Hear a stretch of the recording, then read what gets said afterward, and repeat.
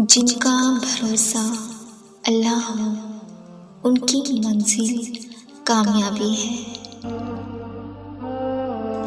रब वहाँ से दरवाजे खोलता है जहाँ से गुमान भी नहीं होता। एक ही जुमला इंसान की तरबियत के लिए काफ़ी है कि अल्लाह देख रहा है। वो अल्लाह ही तो है जो दिल की खामोशी को भी समझ लेता है। अल्लाह ने 7 समंदर पैदा किए, लेकिन मोहब्बत वो एक आंसू से करता है। वो सब जानता है किसको कब और क्या देना है।